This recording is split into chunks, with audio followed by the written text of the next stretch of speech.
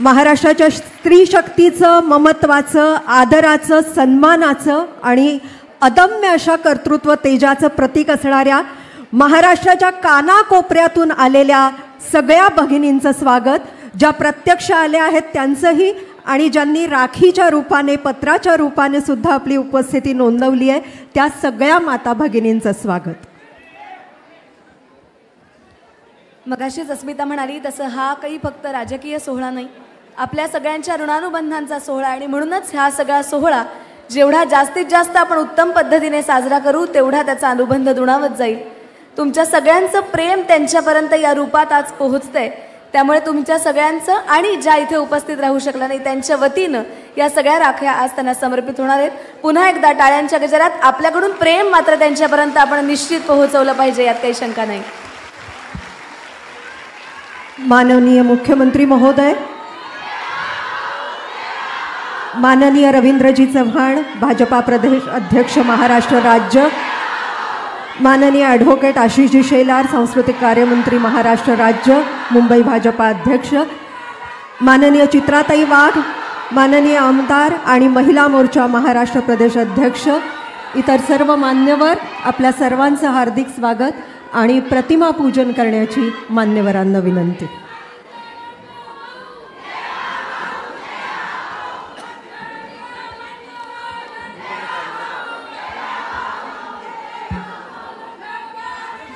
मला असं वाटतं की ह्या सगळ्या प्रतिमा नाहीत केवळ, तर या सगळ्या विचारांचं पूजन या निमित्ताने घडतं आहे. एवढीच मनापासून लक्षात घेऊया ही विनंती आहे सगळ्यांना पुन्हा एकदा.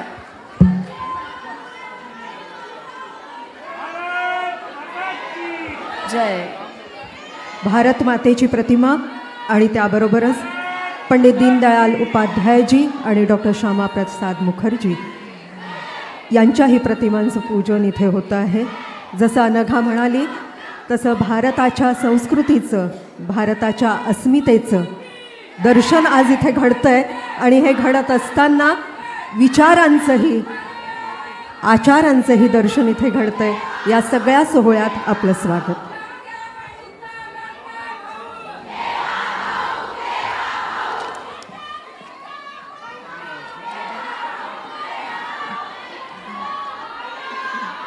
तुमच्या सगळ्या घोषणा आणि हे सगळं तुमचं प्रेम, तुमचा आदर हे सगळं व्यक्त करतंय, पण काही गोष्टी आपल्याला औपचारिक पण करायला हव्यात. त्या म्हणजे मान्यवरांचं स्वागत. आदरणीय चव्हाण साहेबांना विनंती आहे की आपण माननीय मुख्यमंत्र्यांचं स्वागत करावं सर्वांच्या वतीने.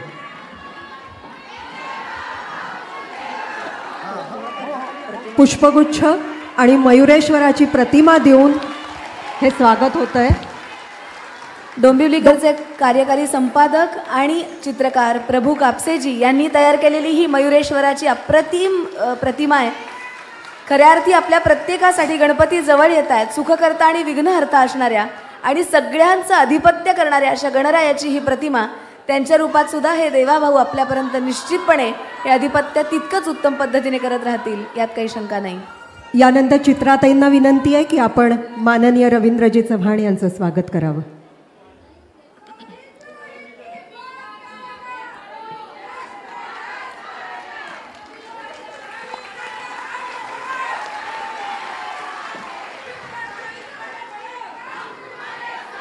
माननीय ॲडव्होकेट आशिषजी शेलार यांचं स्वागत करण्याची विनंती ॲडव्होकेट माधवीताई नाईक यांना.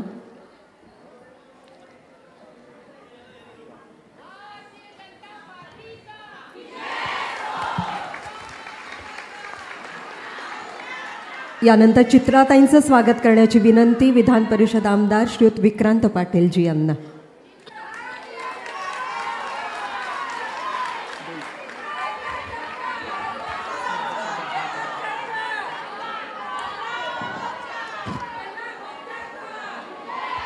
आपल्या सगळ्यांच्या वतीनं मान्यवरांचं स्वागत झालेलंच आहे. तुमच्या घोषणांबरोबरीने टाळ्यांच्या गजरात सुद्धा हे स्वागत त्यांच्यापर्यंत पोहोचलंच पाहिजे.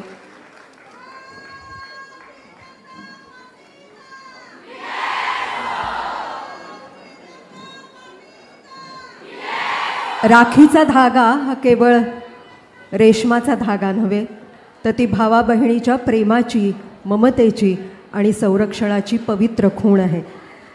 ज्या निमित्ताने हा सगळा सोहळा आपण साजरा केला आहे त्यामागची योजना, त्यामागची संकल्पना याविषयी आपल्याशी मनोगत व्यक्त करण्याची विनंती मी करते प्राध्यापिका वर्षाताई भोसले यांना.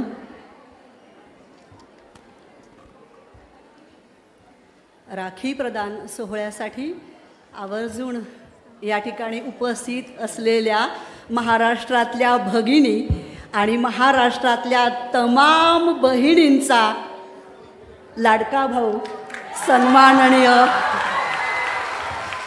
महाराष्ट्राचे मुख्यमंत्री सन्माननीय देवेंद्रजी फडणवीस, तेवढ्याच पद्धतीनं सगळ्या महिलांच्या मनावरती अधिराज्य गाजवणारे आणि महिला माता भगिनींवरती प्रेम करणारं महाराष्ट्राचं दुसरं नेतृत्व, एक भाऊ आहे तर दुसरा दादा आहे, ते आपले सन्माननीय प्रदेशाध्यक्ष रविदादा.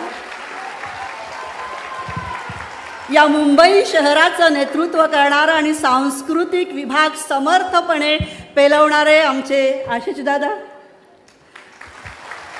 महिला मोर्चा म्हटलं की महाराष्ट्राच्या समोर एका रणरागिणीचं नाव येतं, ते म्हणजे चित्राताई वाघ. व्यासपीठावर असलेले सगळे मान्यवर, मेघनाताई बोर्डीकर, सगळेच व्यासपीठावरचे मान्यवर आणि माझ्या समोर बसलेल्या महाराष्ट्राच्या कानाकोपऱ्यातून चांद्यापासून बांद्यापर्यंत असलेल्या देवाभाऊंवर आणि रविदादांवरती प्रेम करणाऱ्या माझ्या सगळ्या मैत्रिणी, माझ्या भगिनी, तुम्हा सगळ्यांना या राखी प्रदान सोहळ्यासाठी तुम्ही आवर्जून उपस्थित राहिलात, तुमचं मनापासून स्वागत करते. महाराष्ट्राचा इतिहास आहे, हा जिजाऊंचा महाराष्ट्र आहे, हा ताराबाईंचा महाराष्ट्र आहे आणि हा अहिल्यादेवी होळकरांचाही महाराष्ट्र आहे.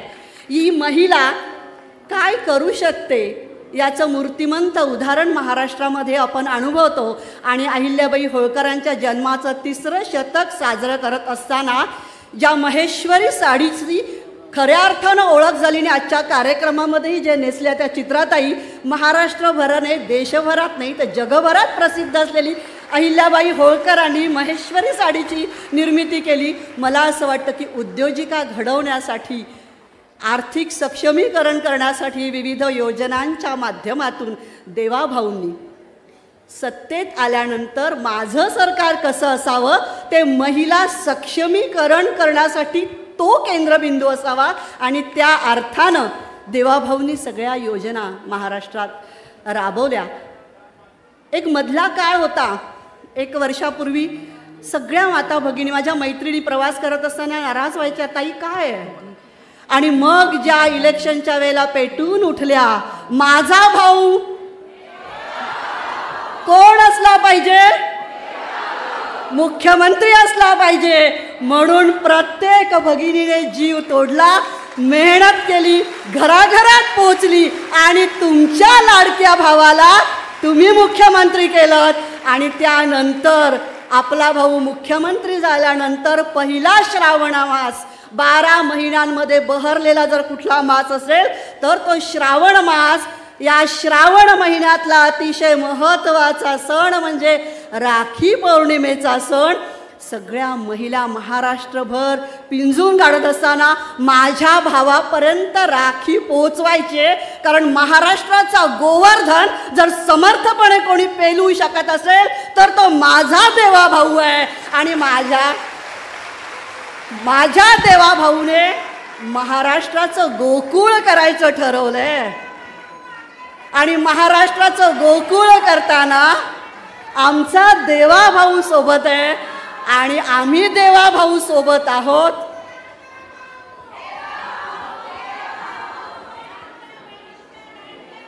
देवाभाऊ देवाभाऊ. तर या श्रावण मासामध्ये येणारा हा अतिशय महत्त्वाचा आणि हृद्य सण म्हणजे राखी पौर्णिमेचा. हा राखी पौर्णिमा म्हणजे माया, प्रेम, स्नेह या धाग्यांनी विणलेला आणि आपल्या भावापर्यंत तो स्नेह पोहोचवावा म्हणून तुम्ही सगळ्यांनी कष्ट घेतलेत, तुम्ही सगळ्यांनी मेहनत घेतलीत आणि घराघरातून फिरलात. माजलगावची आमची रुपाली, तिने मला फोन केला, ताई ही बघा ना देवाभाऊबद्दल काय भरभरून बोलतीये. मी तिला ऐकलं.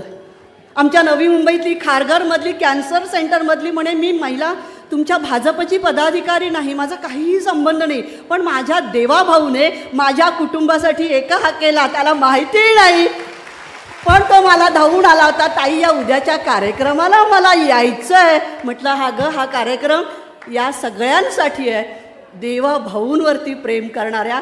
आणि आज सगळ्या जणी मिळून आपण ज्या महाराष्ट्रातल्या कानाकोपऱ्यातल्या भगिनींनी अतिशय प्रेमाने ज्या राख्या दिल्यात, त्या राखी प्रदान सोहळ्यासाठी आज आपण सगळ्याजणी तुमच्याच साक्षीने हा राखी प्रदान सोहळा व्हावा म्हणून आज ह्या सगळ्या सोहळ्याचं आयोजन.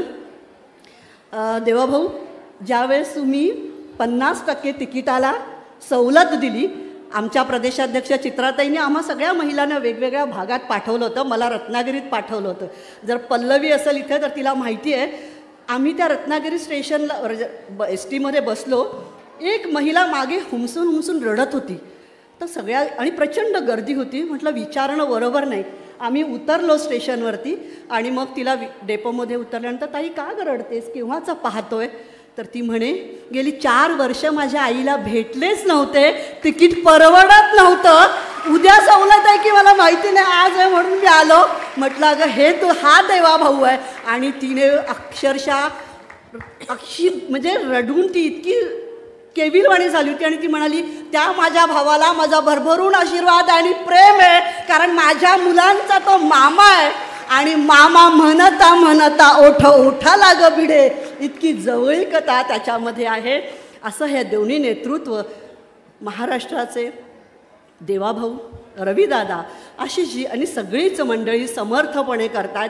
या राखी प्रदान सोहळ्यासाठी तुमचं स्वागत करत असताना या लाडक्या बहिणी देवाभाऊ सोबत खंबीरपणे उभ्या आहेत. आणि देवाभाऊ, तुमच्यामुळे महाराष्ट्रातल्या महिला फक्त घर सांभाळत नाही तर त्या समाजही निर्माण करतायत आणि राष्ट्रही निर्माण करतायत, कारण त्या आर्थिकदृष्ट्या सक्षम होत आहेत.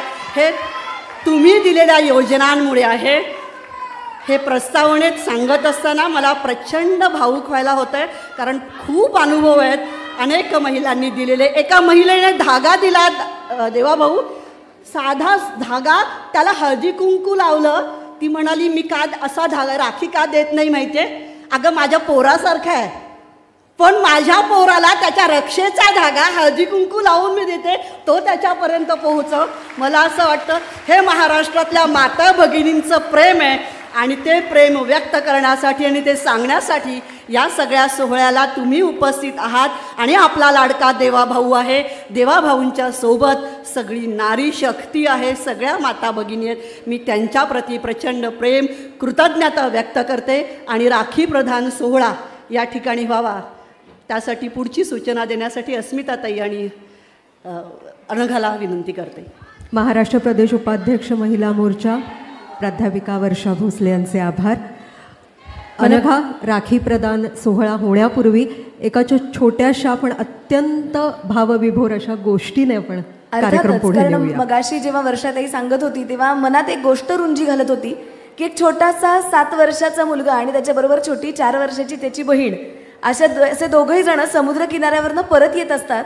आणि येता येता बाहुलीचं एक दुकान दिसतं आणि ती छोटीशी 4 वर्षाची जी चिमुकली असते ती दादाकडे हट्ट करते. त्याच्याकडे पैसे नसतात. तो दुकानात जातो आणि विचारतो की बाहुली कितीला दिली?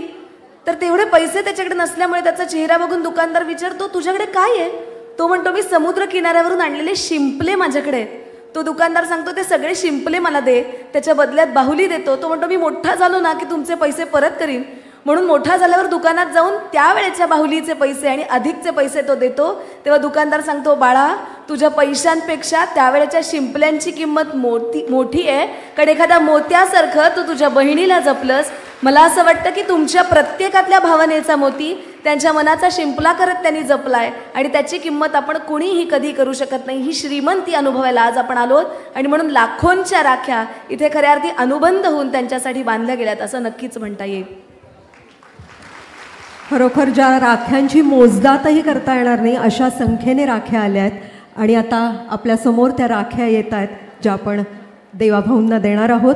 मी आयोजकांना विनंती करते, एका ट्रॉलीवर ही पत्र आणि राख्या आपल्यासमोर येत आहेत. त्याबरोबरच आपल्या डाव्या आणि उजव्या बाजूला सुद्धा काहीतरी आता विशेष घडणार आहे, तिथेही तुमचं लक्ष असू द्या सगळ्यांचं. राज्यभरातून आलेल्या राख्या आणि पत्र हे रक्षासूत्र कृतज्ञतेचं, ममतेचं आणि आदराचं प्रतीक आहे. तुमच्या सगळ्यांच्या भावनांची रेशीम गाठ या निमित्ताने खऱ्या अर्थी आज उलगडली जाते. ती प्रत्यक्ष तुमच्यापर्यंत आज पोहोचते.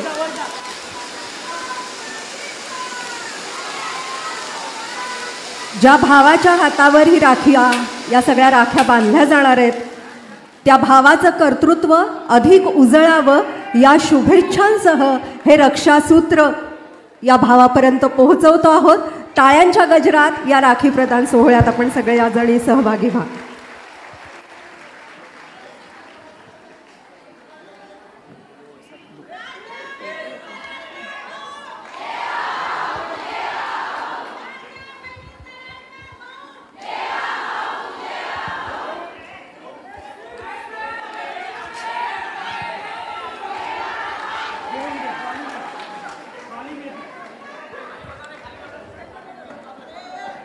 तुमच्यासमोर असणारी ट्रॉली आणि या मंचाच्या डाव्या आणि उजव्या बाजूला सुद्धा तुम्हाला प्रतिकात्मक स्वरूपात या ज्या सगळ्या राख्या आणि पत्र आहेत, ही सगळी देवाभाऊंनी त्याचा स्वीकार केला आहे, ज्यांच्यामुळे या सगळ्या राख्या आपण आपल्या लाडक्या भावापर्यंत पोहोचवू शकलो.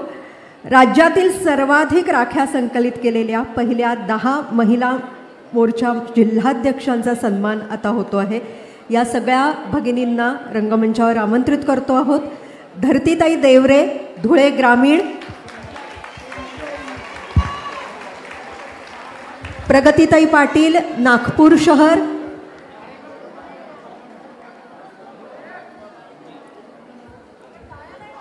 रसिको, त्या सगळ्यांसाठी एकदा टाळ्यांचा गजर होऊ दे, कारण तुमच्या सगळ्यांच्या वतीनं त्यांचं या प्रतिनिधित्व सगळ्या म्हणून उभे भगिनींना राहत आहेत. रंगमंचावर येण्याची विनंती.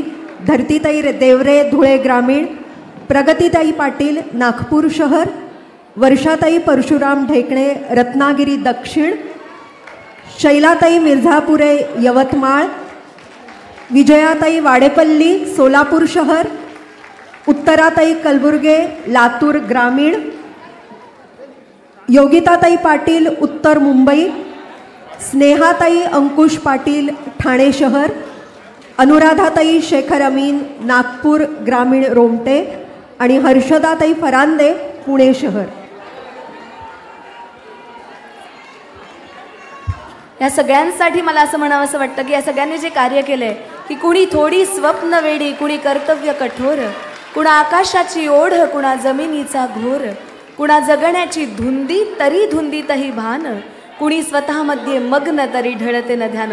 अशा सगळ्या सख्या सजणींसाठी आपण मनापासून दाद देतो आहोत आणि त्या सगळ्यांचा हा मनापासून सत्कार करतो आहोत. तुमच्या सगळ्यांच्या कार्यकर्तृत्वाबद्दल, प्रेमाबद्दलची ही प्रातिनिधिक फक्त सत्काराची ही भेट तुमच्यापर्यंत पोहोचती आहे.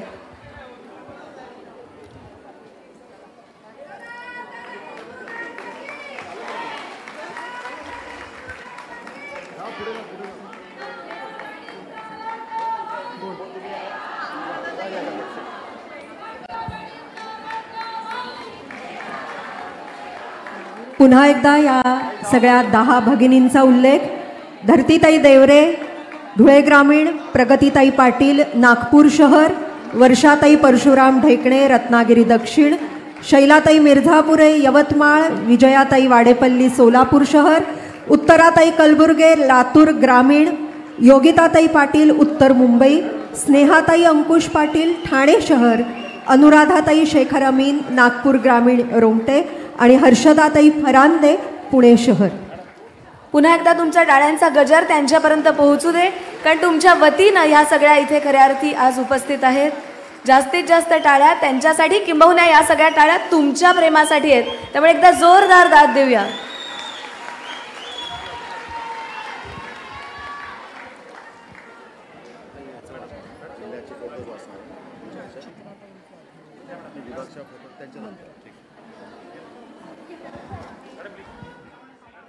सगळ्यांचे मनपूर्वक आभार आणि खूप खूप कौतुक.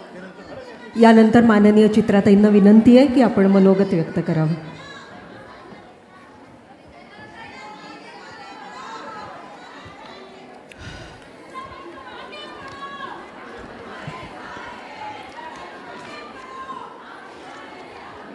नमस्कार माझ्या सगळ्या मैत्रिणींना.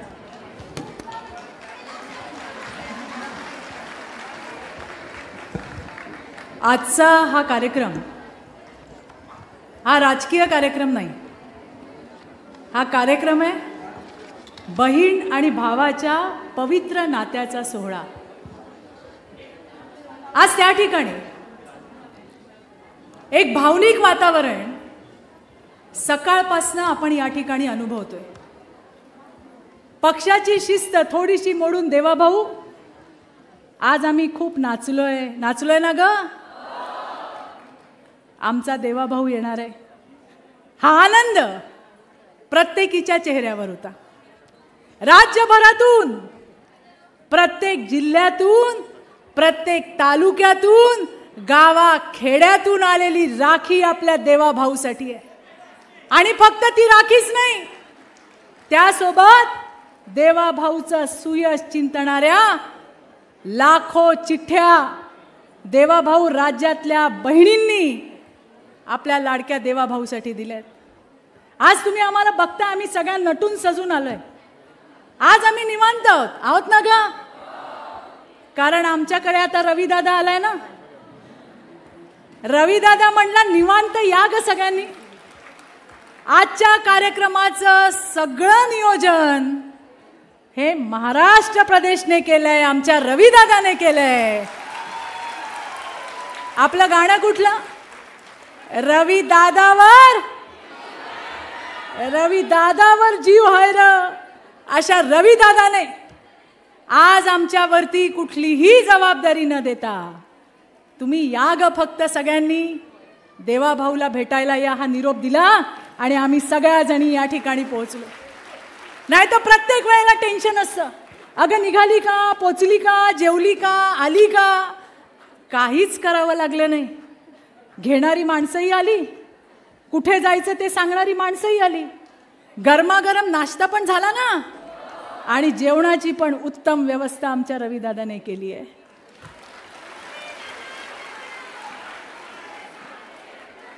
खरं तर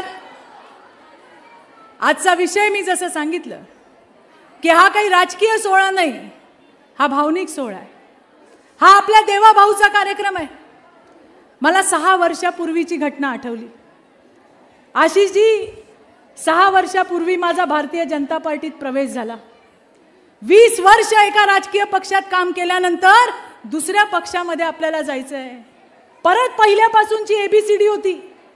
अंधार होता डोळ्यासमोर की काय होईल. तुम्हाला सगळ्यांना माहिती आहे की महिलांना राजकारणामध्ये काम करताना किती अडचणी येतात. आणि अशा वेळेला पूर्ण अंधार, काय होणार पुढे. फक्त आश्वस्त शब्द होते आपल्या देवाभाऊचे, चित्राताई काळजी करू नका, तुम्हाला योग्य जबाबदारी देऊ, तुम्हाला भारतीय जनता पार्टीत प्रवेश केल्याचा कधी अफसोस होणार नाही. तो दिवस आहे आणि आजचा दिवस आहे. मी तुमच्या समोर उभी आहे, असा आपला देवाभाऊ आहे.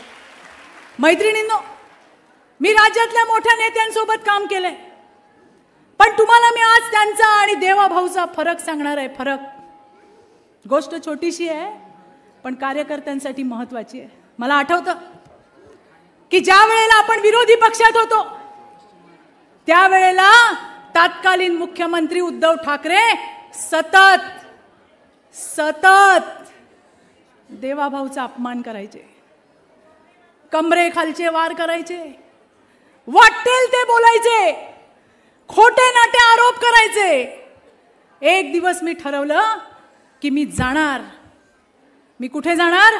मी जाणार मातोश्रीवर आणि जाब विचारणार उद्धव ठाकरेंना, का खोटे नाटे आरोप तुम्ही आमच्या देवाभाऊवर करताय. मला माहित नाही, कुठून तरी देवाभाऊंना कळलं. ते म्हणले या जरा. मी गेले. कुठे चालले उद्या? म्हटलं देवाभाऊ मी चालले मातोश्रीवर. कशाला चालल्या? म्हटलं जाब विचारायला चालले मुख्यमंत्र्यांना. मुख्यमंत्री राहतात ना तिकडे, त्यांच्या घरी जाऊन जाब विचारते. मैत्रिणींनो, फार मोठी गोष्ट आहे बरं. काय म्हणले मला म्हणले, चित्राताई तुमचा राग कोणावर आहे? मी म्हटलं मुख्यमंत्र्यांवर. अहो मग त्यांच्या घरी का जाताय? मुख्यमंत्री एकटे नाही राहत तिथे, त्यांचा परिवार राहतो आणि त्यांच्या परिवाराला आपल्याला त्रास नाही द्यायचा. अरे कुठला नेता बोलेल असं? ते म्हणले तुम्हाला जाब विचारायचा ना, मंत्रालयात जा आणि विचारा, पण कुणाच्या परिवारावरती तिकडे जाऊन त्यांना त्रास देणं हे आपलं काम नाही. अशा विचारांचा आपला देवाभाऊ आहे मैत्रिणींना. आणि म्हणून मी नेहमी सांगते, अरे आमच्या देवाभाऊवर टीका करणं सोपं आहे, एकदा देवाभाऊ होऊन दाखवा, मग आम्ही तुम्हाला सांगू. अरे काय नाही सहन केलं, काय नाही सहन केलं? त्याच्या जातीवर तुम्ही बोललात, त्याच्या शरीरावर तुम्ही बोललात, तुम्ही आमच्या देवाभाऊच्या परिवारावर बोललात, कुठेच सोडलं नाही. पण देवाभाऊनी आपला संयम त्या ठिकाणी अजिबात सोडला नाही. ते महाराष्ट्राच्या जनतेसाठी काम करत राहिले. हे आपले देवाभाऊ आहेत. देवाभाऊ, महिला मोर्चाचं अध्यक्षपद तुम्ही मला दिलं, त्यावेळेला आपण विरोधी पक्षात होतो आणि त्यावेळेला बावनकुळे साहेब आमचे प्रदेश अध्यक्ष होते.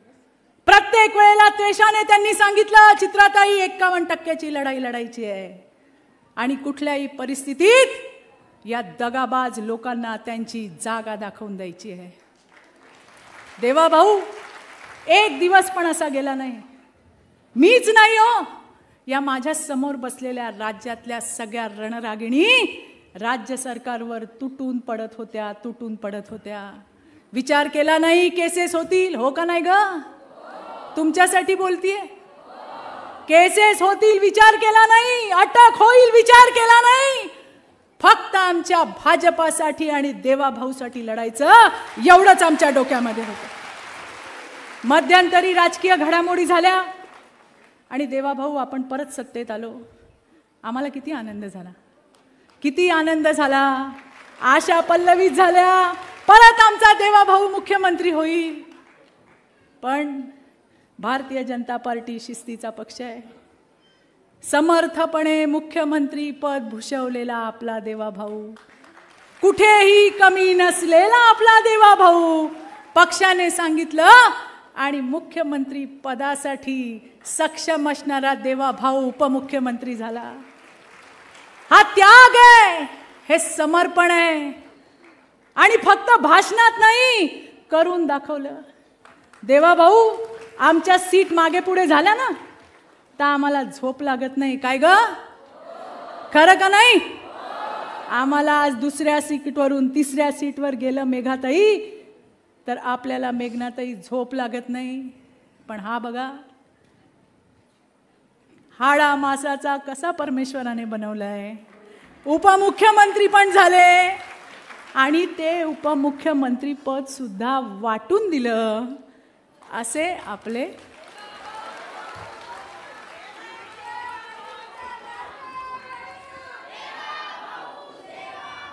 आता बोलू, पुढे बोलू. मग झाली लोकसभेची निवडणूक.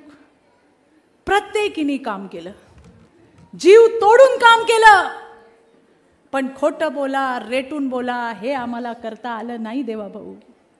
आज मोदीजी 35% योजना महिलांसाठी, आज देवाभाऊ जास्तीत जास्त योजना महिलांसाठी. पण तरी सुद्धा फेक नरेटिव्ह त्या ठिकाणी स्थापन करण्यात देवाभाऊ विरोधक यशस्वी झाले. आपल्या जागा कमी आल्या, आमच्या प्रत्येकीच्या डोळ्यात पाणी होतं. इतकी मेहनत करून, इतकं काम करून सुद्धा लोक खोट्या नरेटिव्हला भुलली. मला आजही तो दिवस आठवतोय. देवाभाऊंनी प्रेस घेतली आणि सांगितलं, या पराभवाची जबाबदारी माझी आहे. मी तर उपमुख्यमंत्री पदही सोडतो आणि 24 तास पक्षाच्या कामाला लागतो. त्यामुळे पदाची हाव नाही, जे आहे तेही देणारा आपला. आणि देवाभाऊ, त्याच दिवशी आम्ही खुणगाड बांधली, कमरेला पदर खोचून जे आम्ही बाहेर पडलो आणि एकच चंग त्वेष आणि राग डोक्यात, कमळ फुलवायचं, महायुतीचे उमेदवार निवडून आणायचे आणि आमच्या देवा भाऊला परत एकदा मुख्यमंत्री करायचं.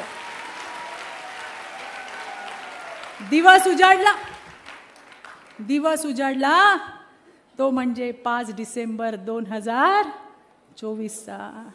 अरे याच साठी केला होता अट्टहास आणि आमचा देवा भाऊ त्या ठिकाणी मुख्यमंत्री झाला. परत एकदा डोळे अश्रूंनी भरले देवा भाऊ, पण ते अश्रू दुःखाचे नाही, आनंदाचे अश्रू होते. हेच आम्हाला हवं होतं की आमचा भाऊ त्या ठिकाणी बसला पाहिजे.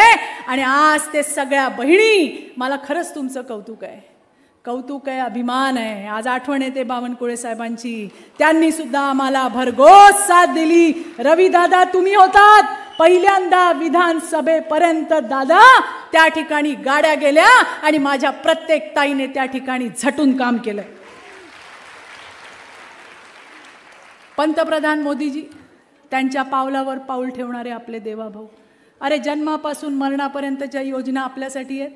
बेटी बचाव पासून, बाई पोटुशी राहिली की त्या ताईचं बाळणपण हॉस्पिटलमध्ये व्हायला पाहिजे, PM मातृवंदन योजना 6,000 रुपये खात्यामध्ये ग लगेच.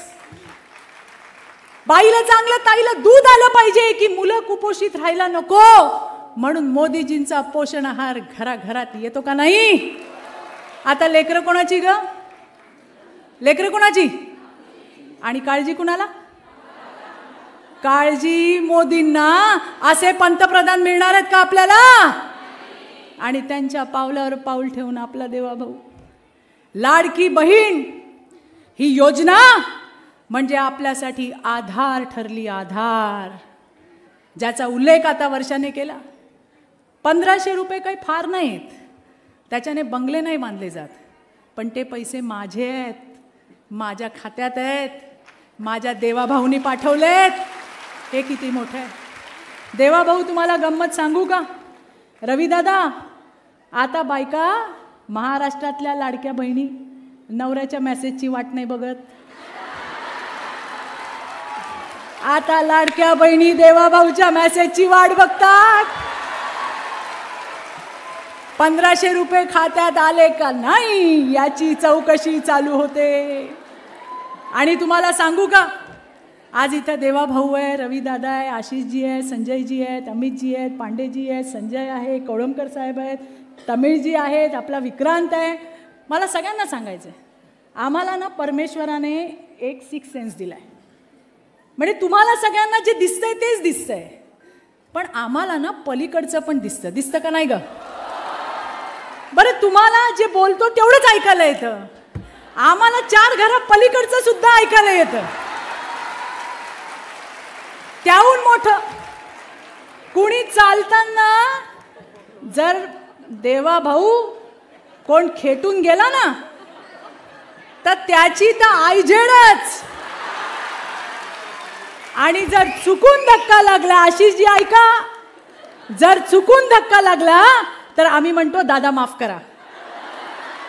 ही एक 6वा सेन्स आम्हाला परमेश्वराने दिला. हे का सांगितलं मी, याच्यासाठी सांगितलं की जेव्हा लाडकी बहीण योजना त्या ठिकाणी प्रस्तुत केली त्यावेळेला काय म्हणायचे ग विरोधक, अरे ये तो जुमला है, ये तो चलने वाला नहीं है, अरे हे तर फक्त तुम्हाला निवडणुकीपुरती आहे. आणि जसं त्यांना दिसायला लागलं ते म्हणले अरे नाही नाही, देवाभाऊ 1,500 देतोय ना, आम्ही 3,000 रुपये देतो. पण मी मगाशी आमच्या सांगितल्या ना देवाभाऊ 6 सेन्सच्या गोष्टी, तर याच्यासाठी की घरातल्या प्रत्येक बाईला, नवरा किती नेता असू दे बाहेर, घरचे मंत्री कोण ग, या वेळेला आम्ही नवऱ्यांनी पण भाजपाला सगळ्यांनी मतदान करायला लावलंय. कारण आम्हाला माहिती आहे आमच्या संसारासाठी, आमच्या पोरांसाठी आणि आमच्या भविष्यासाठी जर कोण लढणारा असेल आणि करणारा, सत्यावर चालणारा जर कोण असेल तर त्याचं नाव काय आहे ग. आणि म्हणून देवाभाऊ तुम्ही काय फक्त आमचे भाऊ नाही, आमच्या पोरांचे मामा सुद्धा आहात. तुमच्या भाच्या खुश आहेत, आधी प्रश्न पडायचा, आशिषजी इंजिनियर करायला पैसे कुठून आणायचे? रवी दादा डॉक्टरची फी कुठून भरायची? पण आमच्या मामाने आमच्या भाच्यांची सुद्धा सोय केली आहे, उच्च शिक्षण मोफत दिलंय. आमच्या मुलांसाठी हजारो उपलब्धी त्या ठिकाणी दिल्या आहेत की तुम्ही व्यवसाय करा. आज देवाभाऊचं अजूनही एक सांगते. देवाभाऊ नेहमी म्हणतात, चित्राताई भाषणाने पोट नाही भरत, काहीतरी असं काम केलं पाहिजे की ज्याच्यामुळे महिलांच्या हाताला काम मिळेल आणि त्या कामाला दाम मिळेल. आणि त्याच्यातूनच आपल्या प्रवीण भाऊ दरेकरांच्या माध्यमातून राज्यभरामध्ये महिला सेवा सहकारी संस्था स्थापन केल्या गेल्या. मला आनंद वाटतो, मी जेव्हा देवाभाऊंकडे जाते तेव्हा ते पहिल्यांदा मला म्हणतात, चित्राताई त्या सेवा सहकारी संस्थांचं काय झालं, कुठपर्यंत काम आलं? आपण त्या महिलांना काम देणार आहोत. सतत सतत या लाडक्या बहिणींचा विषय आपल्या देवाभाऊच्या डोळ्यामध्ये डोक्यामध्ये सततचा चालू असतो. आणि म्हणून बहिणीला जेवढं सुख देता येईल, तिच्या चेहऱ्यावर जितका आनंद देता येईल केतकी, तो द्यायचा प्रयत्न कोण करतंय? आणि म्हणून देवाभाऊ राज्यभरातल्या बहिणींकडनं मनापासूनचे आशीर्वाद आणि शुभेच्छा आहेत. औक्षवंत व्हा, यशवंत व्हा, कीर्तिवंत व्हा, मनापासूनच्या शुभेच्छा आहेत. आणि खरं तर सांगू का, जेव्हा टीव्ही बघतो ना, अरे अकेला देवेंद्र क्या करेगा, उनको तो आपने बिल्कुल धूल चटा दी. आणि आज आम्ही जेव्हा महाराष्ट्राचं चित्र बघतो, सगळ्या ठिकाणी कोण दिसतं का आपल्याला? 100 दिवसांचा कार्यक्रम, 150 दिवसांचा कार्यक्रम, प्रत्येक घटकापर्यंत पोहोचण्याचा कार्यक्रम. अरे मुख्यमंत्री कसा असावा? तर आमच्या महाराष्ट्राच्या मुख्यमंत्र्यासारखा, आमच्या देवाभाऊ सारखा असावा. आणि म्हणून देवाभाऊ, आज भाषण नाही, आज आमच्या भावना तुमच्यापर्यंत. हजारो महिलांना बोलायचंय बरं, सगळ्यांना थांबवलं आम्ही, हो ना ग? त्यांना म्हटलं तुमच्या वाटेने मी बोलते. मी भाग्यवान आहे की मला बोलायची संधी मिळाली. पण आज या राखीच्या कार्यक्रमासाठी आमची धुळ्याची जयश्री अहिरराव, जिनी संपूर्ण महाराष्ट्राची संयोजिका झाली, जरा टाळ्या वाजवा. ठाणे आणि कोकणसाठी आमची शिल्पा मराठे, तिने तिथं काम केलं. उत्तर महाराष्ट्रासाठी आमची रेखा वर्मा, पश्चिम महाराष्ट्रासाठी आमची कविता हिंगे. अगं टाळ्या नाही वाजवायच्या का? विदर्भासाठी आमची शालिनी डोंगरे, विदर्भ पश्चिमसाठी रश्मी जाधव आणि मराठवाड्यासाठी प्रणिता चिखलीकर. जोरदार टाळ्या वाजवा. देवाभाऊ पुन्हा एकदा खूप साऱ्या शुभेच्छा. आम्हाला माहिती आहे की अजूनही आपलं युद्ध संपलेलं नाही, उलट आता आमची जबाबदारी वाढली ना ग? देवाभाऊ जो निर्णय घेईल तो निर्णय गावाखेड्यापर्यंत पोचवायचं काम कोणाचं? करणार का नाही? कधीपासून?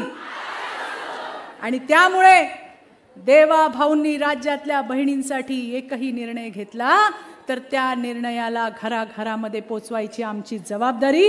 आणि देवाभाऊ ही जबाबदारी आम्ही सगळेजण निष्ठेने पार पाडू, हा शब्द या सगळ्या लाडक्या बहिणींच्या मार्फत तुमच्याकडे मी देते आणि माझ्या शब्दांना विराम देते.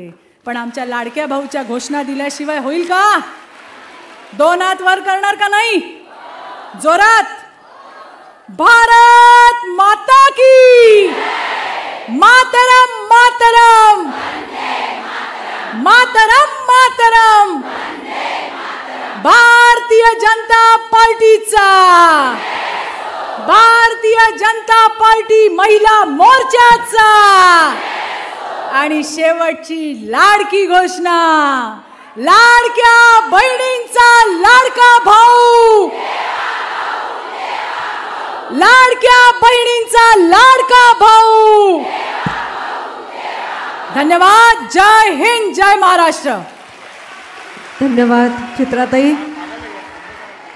आपल्या भावाच्या सकारात्मक आणि प्रेरणादायी कार्याचा इतका आनंदाने आणि अभिमानाने जयघोष करत आणि या सगळ्या बहिणी भावाच्या सुखदुःखात त्याच्या पाठीशी खंबीरपणे उभ्या आहेत, ही प्रचंड ताकद दाखवत तुम्ही सगळ्यांच्या मनातल्या भावना व्यक्त केल्यात, मनापासून आभार.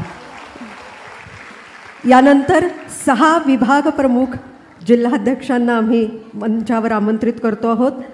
6 विभाग प्रमुख महिला मोर्चा अध्यक्षांचं रंगमंचावर व्यासपीठावर स्वागत. मुंबई, ठाणे कोकण, पश्चिम महाराष्ट्र, विदर्भ, उत्तर महाराष्ट्र आणि मराठवाडा इथल्या महिला मोर्चा अध्यक्षांना व्यासपीठावर येण्याची विनंती. या सगळ्यांचं छान छायाचित्र या निमित्ताने काढलं जाणार आहे. पण त्याच दरम्यान एवढ्या सगळ्या भावना ज्या वेळेला चित्राताई व्यक्त करत होत्या तेव्हा तुमच्या सगळ्यांसाठी एक कमालीची गोष्ट सांगावीशी वाटते की आपल्या प्रत्येकीला अभिमानास्पद वाटेल. खरं तर तुम्ही सगळ्याच जणी आज जमलेल्या आहात. आपल्या प्रत्येकीच्या घराघरातली ही कथा आहे. झालं असं की एक छोटा कुक्या नावाचा मुलगा आपल्या आईला विचारतो की आई फॉर्मवरती काय लिहू. बाबांचं डेझिग्नेशन लिहायचं असतं. ती पटकन सांगते लिही CEO डिरेक्टर. हे झाल्यानंतर तो विचारतो आई तुझ्या नावापुढे काय लिहू. ठाणे कोकण तुझ्या नावापुढे काय लिहू असं म्हटल्यानंतर आईला ते सांगायची उसंत नसते आणि झटकन म्हणते कुक्या हवं ते लिहि रे आणि निघून जाते. गंमत म्हणजे संध्याकाळी परत आल्यावर वडील विचारतात कुक्या झालं लिहून. तो म्हणतो हो आईच्या नावापुढची जागा संपली पण आईची कामं संपली नाही. त्या छोट्यांनी लिहिलं असतं आई काय करते, तर आई वकील आहे, आई शिक्षिका आहे, आई डॉक्टर आहे, आई प्लंबर आहे. अशा शेकडो गोष्टी. गंमत म्हणजे पटकन पुरुष येऊन म्हणतो अरे ती काय करते, ती तर गृहिणी आहे, तिच्या नावापुढे एक आडवी रेघ मार. अशा आडव्या रेघा आपण अनेकदा मारल्या आहेत. पण मला असं वाटतं की उंबरठ्याची आडवीच रेघ असते आणि क्षितिजाची आडवीच रेघ असते. ही आडवी रेघ आपण किती विस्तारात न्यायची याची जाणीव ठेवणारा असा महाराष्ट्राचा हा पश्चिम महाराष्ट्र असे हे मुख्यमंत्री आहेत. आणि म्हणूनच मला असं वाटतं की तुमचं क्षितिज जपणारे, तुमच्या क्षितिजाला विस्तार देणारे, तुमच्या प्रत्येकीच्या पंखांना बळ देणारे, त्याचं सामर्थ्य वाढवणारे आणि भरारी घेण्यासाठी अवकाश खुलं करून देणाऱ्या अशा या आपल्या सगळ्यांसाठी आदरणीय असणाऱ्या माननीय मुख्यमंत्री अर्थात आपल्या सगळ्यांचे देवाभाऊ यांच्यासाठी एकदा मनापासून दाद देऊया आणि या छायाचित्रात सुद्धा आपण भावनेने सामील होऊया.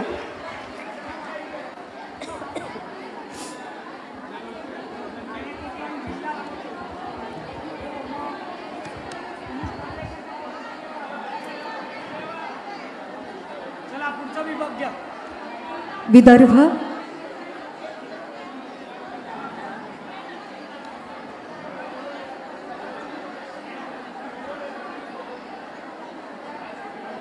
खरोखर अनघा म्हणाली तसं की क्षितिजाला गवसणी घालावं असं कर्तृत्व असणारा भाऊ आपल्या सगळ्या बहिणींना लाभला आहे आणि त्याचं कौतुक करण्याची संधी आज या कार्यक्रमाच्या निमित्ताने आपल्याला मिळाली आहे.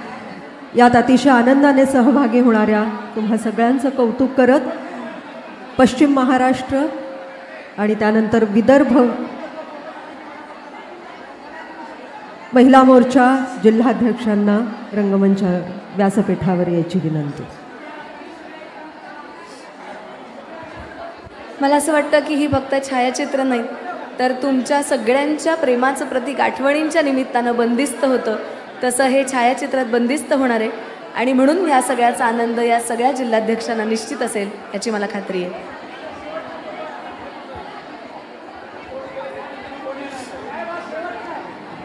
सहा विभाग प्रमुख महिला मोर्चा अध्यक्षांना व्यासपीठावर आपण बोलवलं होतं. इतरांना आपापल्या जागी बसण्याची विनंती. मुंबई, ठाणे कोकण, पश्चिम महाराष्ट्र, विदर्भ, उत्तर महाराष्ट्र आणि मराठवाडा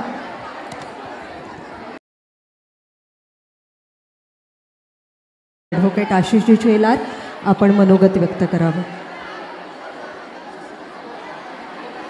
भारत माता की जय.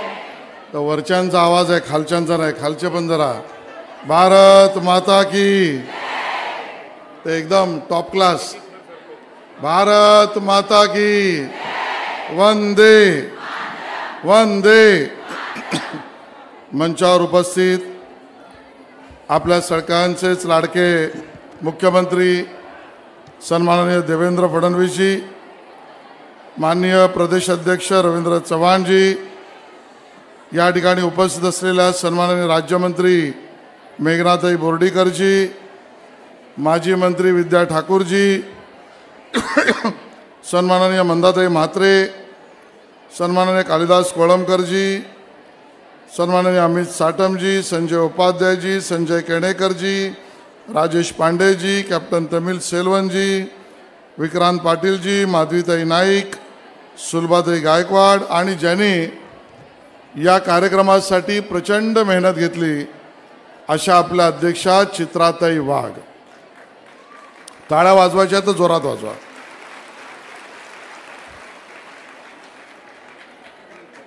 मला याची पूर्ण कल्पना आहे की आपल्या सगळ्यांना माननीय देवेंद्रजींना ऐकायचं आहे. माननीय रवींद्रजी चव्हाण साहेब सुद्धा आपल्याशी बोलणार आहेत. आणि केवळ मी या ठिकाणी एवढ्याचसाठी उभा आहे की आज मुंबईच्या इतिहासामध्ये ज्याची नोंद करून ठेवावी असा कार्यक्रम आज रवींद्र चव्हाणजी आणि चित्राताईंच्या नेतृत्वामध्ये दादरच्या योगबी सभागृहात होता. खूप मेळावे होतात. मुंबईची पार्श्वभूमी खूप मोठी आहे, समृद्ध आहे. पण अशा पद्धतीचा मेळावा ज्यामध्ये महाराष्ट्रातील तमाम 33 लाखच्या वर एकत्रित बहिणींची राखी 5000च्या वर भगिनी एकत्र येऊन एका मुख्यमंत्र्याला देतायत, हा एकमेव असा कार्यक्रम आहे. आणि म्हणून आपल्या दृष्टीने हा कार्यक्रम, जसं चित्राताई म्हणाल्या, हा राजकीय कार्यक्रम नव्हेच, हा मत मागण्याचा कार्यक्रम नव्हेच, हा कार्यक्रम आपल्या दृष्टीने भावनिक आहे, संवेदनात्मक आहे आणि नातं जपणार आहे. रक्षाबंधनाचं कार्यक्रम आणि बहीण आणि भावाचं नातं याचं एक मोठं स्थान, अमूल्य असं स्थान हे आपल्या प्रथा परंपरा आणि सणांमध्ये आहे. ज्या बहिणी भावाला राखी बांधतात त्याला केवळ राखी बांधून स्वतःच्या रक्षणापुरताच ते विचार करत नसतात, तर घरातली छोटी बहीण सुद्धा मोठ्या भावाला राखी बांधताना आपल्याकडे काही गोडधोड आईने दिलं असेल तर ती पहिली म्हणते, दादा तू घे. घरातला भाऊ सुद्धा त्याचं वय काही असो, पण आपल्या बहिणीला गल्लीमध्ये, चाळीमध्ये, सोसायटीमध्ये, इमारतीमध्ये, कुठेही तिची जराशी जरी कोणी छेडछाड काढली तर तो भाऊ ते सहन करू शकत नाही. या पद्धतीचं नातं असतं. घर छोटं असलं तरी बहीण आपल्या परीक्षेपेक्षा आई दादाकडे जरा बघ, त्याची परीक्षा महत्वाची आहे याची चिंता करते.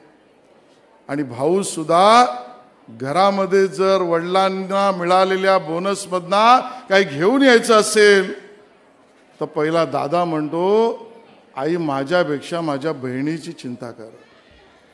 मला कित्येक बहिणी आपल्यापैकी अशा माहिती आहेत की ज्यांच्या आयुष्यामध्ये आज दुर्दैवाने जवळ भाऊ राहत नाही, कामासाठी लांब गेलाय.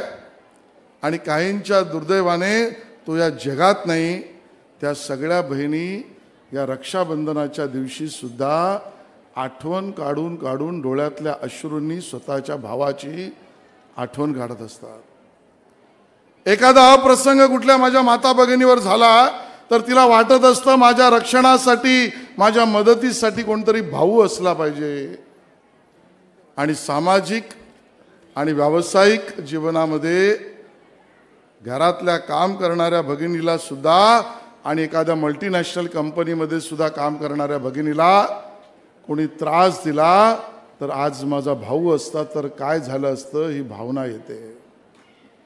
आणि मला अभिमानाने सांगायचं आहे, झोपडपट्टीत राहणारी माझी बहीण असेल, ती त्या ठिकाणी चाळीत राहणारी असेल, इमारतीत राहणारी असेल, मल्टीनॅशनल मध्ये काम करणारी असेल, घरात काम करणारी असेल, बचत गटात काम करणारी असेल, या सगळ्या बहिणींच्या अडचणीच्या वेळेला महाराष्ट्रात भाऊ म्हणून कोणी उभा राहत असेल तर आमचे देवा भाऊ उभे राहतात.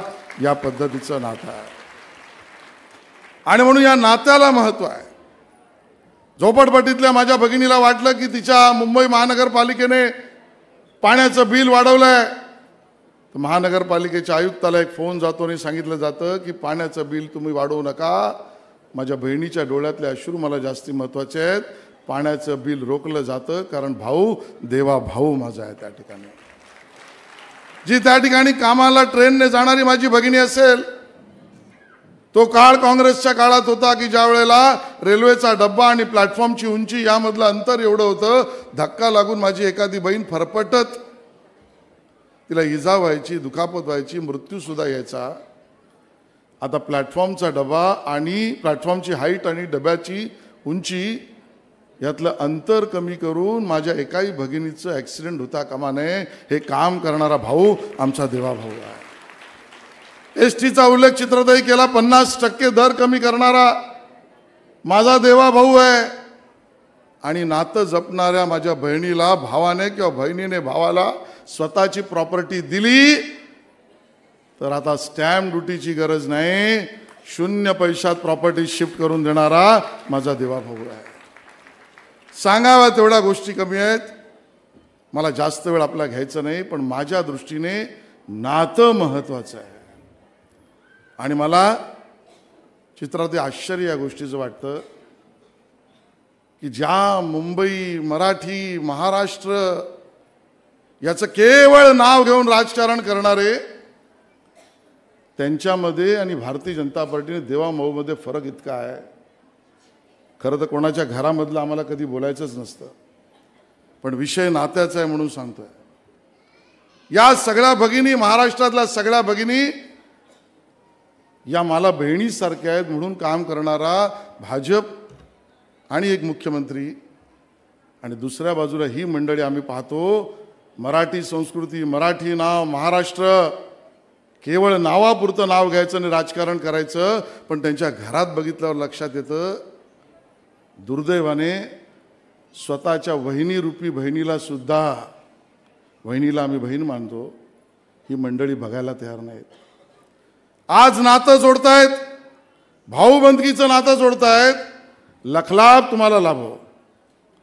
पण आज तुम्हाला भाऊ आठवला कारण मुंबई महानगरपालिकेच्या निवडणुका दिसल्या. आज या मंडळींना स्वतःच्या घरातली वहिनीरूपी बहीण दिसली नाही, कारण बहिणीकडे मतं कुठे असतात. भावाभावांकडे मतांची बेरीज तुम्ही करताय, तुम्हाला जे करायचं ते करा. पण प्रत्येक घरातली बहीण मतदार नाही म्हणून केवळ बघत, कुटुंब म्हणून बघतो, तो भारतीय जनता पार्टी आहे. हे सगळ्या बहिणींना मला त्या ठिकाणी सांगायचं आहे आणि हा महत्त्वाचा त्या ठिकाणी मुद्दा मला वाटतो. आज जेव्हा चित्रातही तुम्ही बोलत होतात, समोर कांताताई बसल्या आहेत. या भगिनींच्या या संख्येला आणि उत्साहाला बघून मला भारतीय जनता पार्टीच्या प्रतिकूल परिस्थितीमध्ये सुद्धा ज्या माझ्या नेतृत्वरूपी भगिनींनी काम केलं त्या सगळ्यांचे चेहरे आठवत आहेत. आपण विसरू शकत नाही सुमतीताई सुकळीकर यांना. तो काळ प्रतिकूल होता, त्या काळामध्ये सुद्धा भारतीय जनता पक्षासाठी खस्ता त्यांनी खायल्या. आपण विसरू शकत नाही त्या ठिकाणी आमच्या चंद्रकांता गोयलांना, त्या आमच्या जयवंतीबेन मेहतांना, त्या आमच्या मुक्ताताई टिळकांना. या सगळ्यांनी प्रचंड मेहनतीने भारतीय जनता पक्षासाठी प्रतिकूल परिस्थितीमध्ये त्या ठिकाणी योगदान आणि काम केलंय.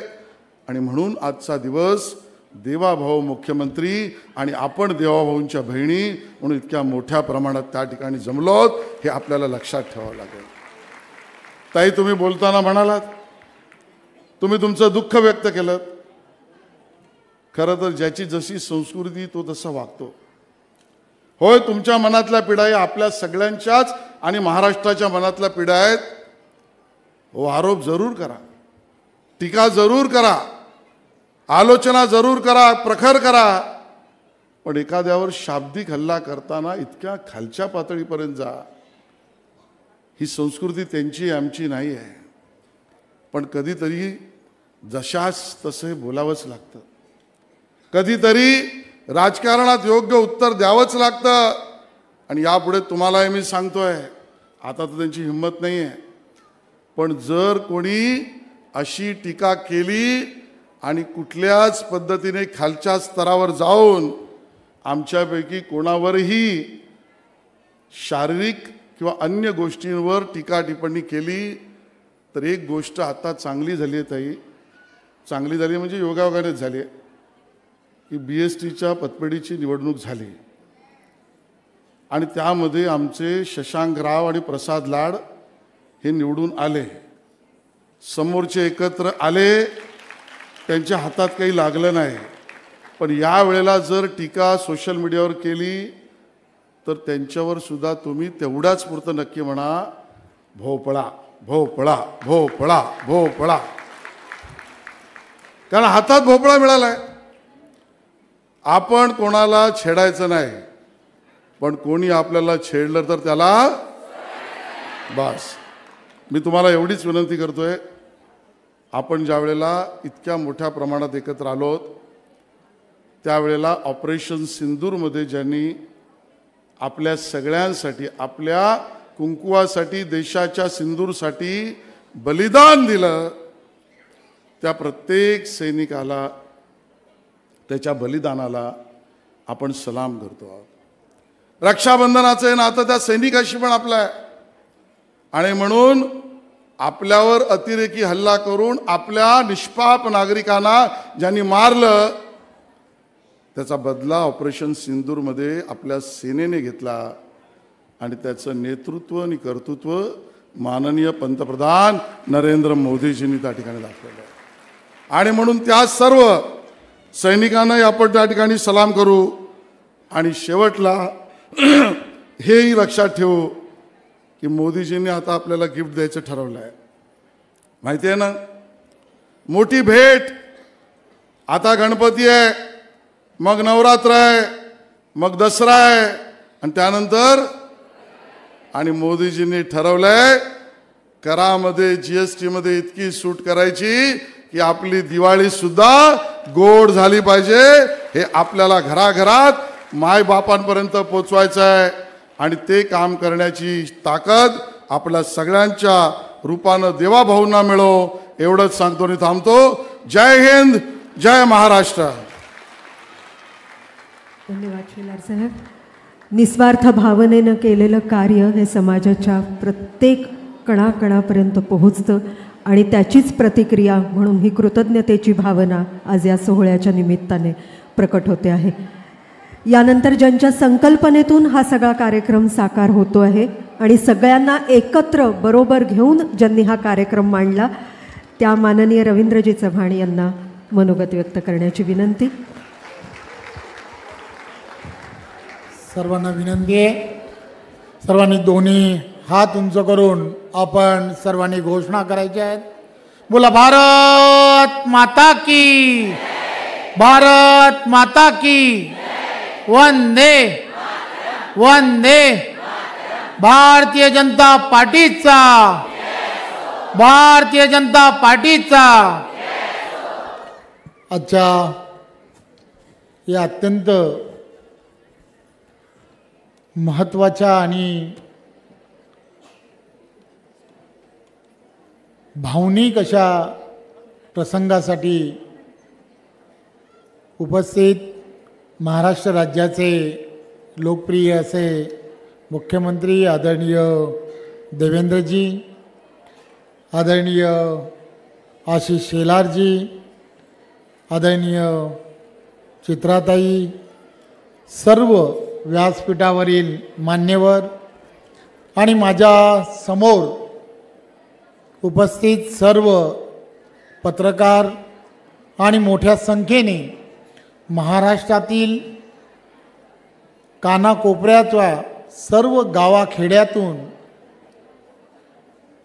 प्रमुख शहरातून आलेल्या सर्व देवाभाऊंना मानणाऱ्या, देवाभाऊंवर विशेष प्रेम करणाऱ्या अशा सर्वच्या सर्व भगिनींना मी खूप खूप धन्यवाद देतो. खरं तर बोलायचं खूप आहे, परंतु या रक्षाबंधनाच्या निमित्ताने देवेंद्रजी आणि देवेंद्रजींचा पूर्ण प्रवास ज्यावेळेला माझ्यासारखा एक त्यांच्याबरोबर काम करणारा एक कार्यकर्ता पाहतो, त्यावेळेला लक्षात काय येतं की 24 तासापैकी जवळजवळ 18 तास हा व्यक्ती फक्त ना फक्त राजकारणाच्या पलीकडे जाऊन महाराष्ट्रासाठी आणि महाराष्ट्राच्या तमाम जनतेसाठी जे आवश्यक आहे ते घडवण्याचं काम करतो आहे. प्रत्येक संवेदना या जाणून घेऊन त्या संवेदनेवरती उपचार काय असावा याची सगळ्याची दखल घेणं आणि तो उपचार झाल्यानंतर त्याची चर्चा न करणं अशा भूमिकेत काम करणारा असा आपला सर्वांचा देवाभाऊ. आणि मग तुम्ही आणि आम्ही सर्वजण त्याला एका वेगळ्या पद्धतीची भेट या रक्षाबंधनाच्या निमित्ताने जर देऊ करू शकत असू तर त्याला काय आणि कशा स्वरूपात द्यावी, आणि म्हणून मग या सगळ्या गोष्टीचा विचार करत असताना चित्राताई असतील, त्यांच्याबरोबर असणारे सर्वजण असतील, भारतीय जनता पार्टीचे सर्व पदाधिकारी असतील, या सर्वांनी ठरवलं की देशाचे पंतप्रधान नरेंद्र मोदीजी एक संवेदनशील पंतप्रधान म्हणून त्यांच्याकडे जग पाहत आहे. प्रत्येक माता भगिनीला काय आवश्यक आहे, प्रत्येक अबाल स्त्रीला काय आवश्यक आहे, या सगळ्या गोष्टी त्या ताकदीने या देशातील असणाऱ्या प्रत्येक माता भगिनीला देण्याचा ते प्रयत्न करतायत.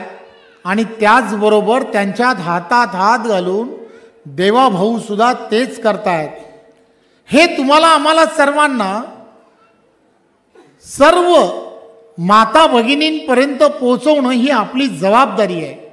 आणि म्हणून तुम्ही सर्वांनी केलेली प्रचंड मेहनत आणि त्या मेहनतीमुळेच आज जवळजवळ देवाभाऊंना 36,78,000 राख्या, एवढ्या मोठ्या प्रमाणात आज आमच्याकडे आलेल्या राख्या अजून ट्रान्सपोर्टमध्ये आहेत. परंतु एवढ्या राख्या तुम्ही सगळ्यांनी केलेल्या प्रयत्नांमुळे प्रत्येक भगिनीपर्यंत पोहोचल्यामुळे आज पोहोचू शकल्या. खरं तर 18 तास काम करणाऱ्या देवेंद्र फडणवीस या व्यक्तीला ही सर्वात मोठी भेट आहे असं मला आजच्या दिवशी असं वाटतं. हे सर्वच्या सर्व करत असताना मला ती गोष्ट आठवते की संवेदनशीलता काय असावी त्याचं एकच उदाहरण, माझ्या अगोदर प्रत्येकाने अनेक योजना सांगितल्या असतील, परंतु मला आठवतं की मी गेल्या 14 ते 19 या टर्ममध्ये सुद्धा मंत्री होतो, राज्यमंत्री म्हणून काम करत होतो. माझ्याकडे मंत्रालयाच्या समोर एक C2 म्हणून बंगला होता. रात्री मला अचानकपणे एक फोन आला. फोन होता श्रीकांत भारतींचा, माझा मित्र, माझ्याबरोबर युवा मोर्चात काम केलेला कार्यकर्ता, पदाधिकारी. रवी, मला तुला भेटायचं आहे. मुलं आहे, येऊन भेट. आम्ही दोघं जण, मी वाट पाहत राहिलो, तो आला आणि मला त्याने एका छोट्याशा मुलीला मला भेटवलं. नाव तिचं अमृता. आणि तिच्या तोंडून तिने तिच्याबद्दल, ती विद्यार्थी म्हणून तिच्या जीवनामध्ये काय घडतंय हे ती सांगायला लागली. तिच्या त्या वेदना मला, श्रीकांतला, आम्हाला दोघांना कळल्या. आणि तोच फोन देवेंद्रजींना केला, साहेब आम्हाला 5 मिनिटाची वेळ हवी आहे, आम्हाला थोडीशी वेळ द्या, फार महत्त्वाचा विषय तुम्हीच समजू शकता. विषय असा होता, ती MPSCची विद्यार्थिनी होती आणि ती MPSCची विद्यार्थिनी होती, अनाथ होती.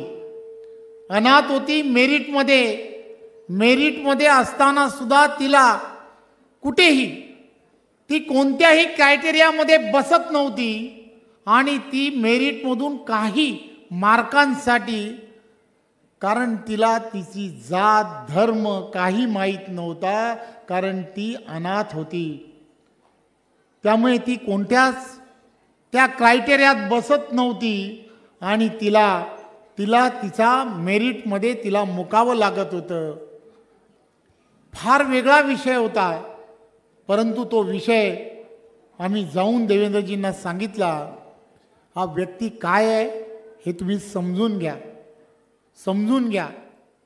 त्या अमृताने ते तिच्या तोंडून जेव्हा सांगितलं, देवेंद्रजींनी तिला असं सांगितलं की मी आज काय करू शकतो मला माहीत नाही, पण येणाऱ्या काही दिवसामध्ये अनाथ मुलगी असो किंवा एखादी विद्यार्थिनी असो, हिला या अनाथ मुलांसाठी या महाराष्ट्रामध्ये आरक्षण देण्यासाठी मी प्रयत्न करेन, हे सांगणारे देवाभाऊ. बोलणारे बोलगेवडे भरपूर असतात, अनेक आश्वासनं देतात, परंतु ते खरं करणं हे देवाभाऊंनी केलं. त्या अनाथांसाठी आरक्षण महाराष्ट्रामध्ये देण्याचं काम जर कोणी केलं असेल तर ते देवेंद्रजींनी केलं. आज जवळजवळ 125 महाराष्ट्रातील असे असणारे अनाथ, तुम्हा आम्हा सर्वांच्या पाठीमागे आपले आई वडील आहेत, पालक आहेत, सगळे आहेत, परंतु जे अनाथ आहेत त्यांच्या पाठीशी कोणच नाही. अशा अनाथांसाठी आरक्षण दिलं आणि या अनाथांसाठी आरक्षण दिल्यानंतर आज शासनाच्या 125 अनाथांना ज्यांनी कोणी नोकरीमध्ये सहभाग झाला त्याचं श्रेय जर कोणाला असेल तर तो आपला लाडका देवाभाऊ आहे. सोपं नाहीये, बोलणं सोपं आहे, करणं कर्तृत्व असलं पाहिजे. आणि हे कर्तृत्व आदरणीय आपले सर्वांचे नेते देवेंद्र फडणवीस यांच्यामध्ये आहे. अनेक विषय सांगता येऊ शकतील, बरोबर काम करत असताना अनेक गोष्टी लक्षात येतात. त्यामुळे लक्षात काय येतं की तुम्हाला आम्हाला सर्वांना ते सरकारमध्ये काम करतायत, सरकारमधल्या असणाऱ्या कामांमध्ये ते ज्या ताकदीने काम करतायत, महाराष्ट्र एक वेगळ्या दिशेने ते नेणार आहेत. तुम्हाला आम्हाला सर्वांना त्यांनी केलेली सर्व कामं त्या सामान्य लोकांपर्यंत पोचवली पाहिजेत. सामान्य लोकांना कळलं पाहिजे की महाराष्ट्रातील असणारा हा नेता सर्व 12 बलुतेदारांसाठी काय पद्धतीने काम करतोय, कशा पद्धतीने काम करतोय, प्रत्येक शेतकरी असेल कष्टकऱ्यासाठी काय करतोय, हे सर्व तुम्ही आम्ही सर्व भगिनींनीच पोचवणं हे गरजेचं आहे. कारण तुम्हीच प्रत्येक चुलीपर्यंत पोचू शकता. प्रत्येक चुलीपर्यंत पोचवणं हे तुम्हाला जेवढं शक्य आहे तेवढं कोणालाच शक्य नाही. मला खात्री आहे आज जवळजवळ 36 लाख बहिणी या महाराष्ट्रात ज्यांनी आज देवाभाऊंना राखी पाठवली आहे, त्या सर्वांना विनंती आहे की महाराष्ट्र सरकारच्या असणाऱ्या प्रत्येक योजना आणि त्यांचं महत्त्व सामान्य लोकांपर्यंत पोचवा, एवढीच विनंती करतो. धन्यवाद. जय हिंद, जय महाराष्ट्र. मनपूर्वक धन्यवाद रवींद्रजी. खरं तर कार्यकर्त्याच्या भूमिकेतून जरी पदाधिकारी असले तरी अखंड काम करणारे आणि खरोखरच त्यांच्या नावासारखं तेजाळणारं आणि अविरत कष्ट करणारं असं हे व्यक्तित्व. मनपूर्वक धन्यवाद. तुम्ही जे जे सांगत होतात त्या प्रत्येक वेळी याच ओळी मनात रेंगाळत होत्या की शील विनय आदर्श श्रेष्ठता तार बिना झंकार नहीं है, शिक्षा क्या स्वर साध सकेगी यदि नैतिक आधार नहीं है, कीर्ति कौमुदी की गरिमा में संस्कृति का सम्मान न भूले, निर्माणों के पावन युग में हम चरित्र निर्माण न भूले, निर्माणों के पावन युग में हम चरित्र निर्माण न भुले. मला असं वाटतं तुमच्या माणसातलं देवत्व जागं होतं, त्याच वेळेला चरित्र आणि चारित्र्य लख्ख होतं. आज या मंचावरचे चारही जे मान्यवर बोलणार आहेत त्यांची नावं सुद्धा तशी आहेत. चित्रा म्हणजे तारांकित नक्षत्र, तुमच्या प्रत्येकीतलं नक्षत्र जागवावं ही इच्छा आहे. आशिष म्हणजे आशीर्वाद, तुमच्या प्रत्येकापर्यंत हा आशीर्वाद पोहोचतोय. रवींद्र म्हणजे खऱ्या अर्थी तेजाळणारं सूर्य स्वरूप प्रतिनिधित्व करणारं, तो तुमच्या जागा व्हावा, तेव्हाच देवेंद्र म्हणजे तुमच्या अंतरीचं देवत्व उच्च पदापर्यंत पोहोचल्याशिवाय राहणार नाही, याची मला मनापासून खात्री वाटते.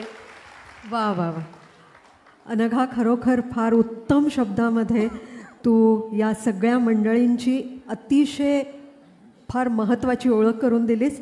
या कार्यक्रमाच्या निमित्ताने जे गाणं आपण देवाभाऊंसाठी तयार केलं आहे, आता ते आपण त्यांना ऐकवूया. या गाण्याची या संकल्पना अर्थातच रवींद्रजी चव्हाण यांची आणि अर्थात तुम्हा सगळ्यांचं त्यात असणारं सहकार्य. भाजपा महिला मोर्चा महाराष्ट्र राज्य यांच्या पुढाकाराने हे निर्माण झालेलं गाणं देवाभाऊंबद्दल महाराष्ट्रातल्या समस्त भगिनींना जी आपुलकी वाटते, जी कृतज्ञता वाटते, ती या गाण्यातून, या सन्मान गीतातून व्यक्त होते आहे. ते सन्मान गीत आता आपण ऐकूया.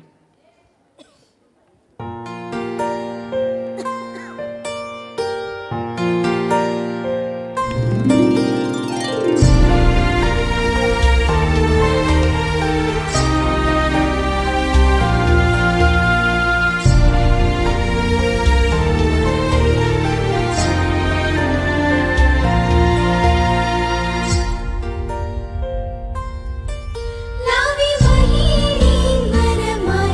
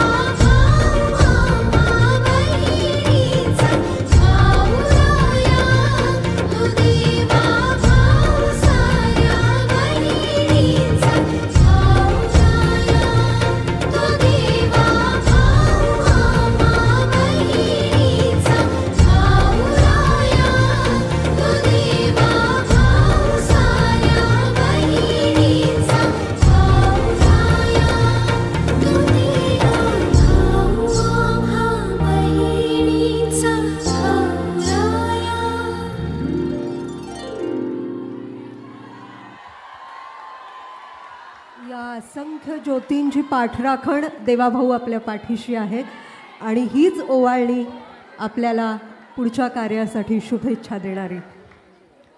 अर्थात आपल्या प्रत्येकाची प्रतीक्षा ज्यांच्या शब्दांसाठी आहे. मला मनापासून असं वाटतं की ही व्यक्ती कशी आहे. तर एकदा एका छोट्या मुलाला आईने सांगितलं होतं नकाशा जोड. मोठा जगाचा नकाशा होता आणि तो काही केल्या जोडला जात नव्हता.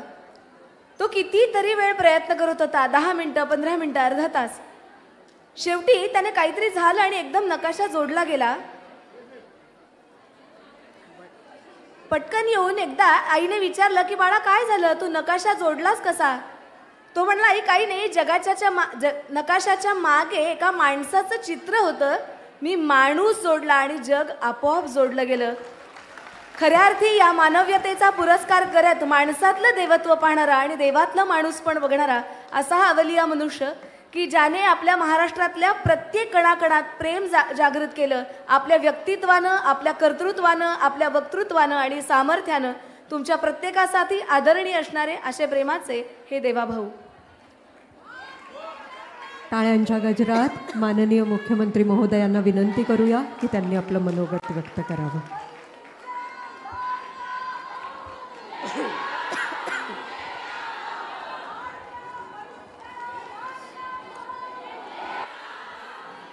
भारत माता की, भारत माता की, वंदे वंदे छत्रपती शिवाजी महाराज की, धर्मवीर छत्रपती संभाजी महाराज की, जय भवानी, जय भवानी, जय जय जय जय जय भवानी,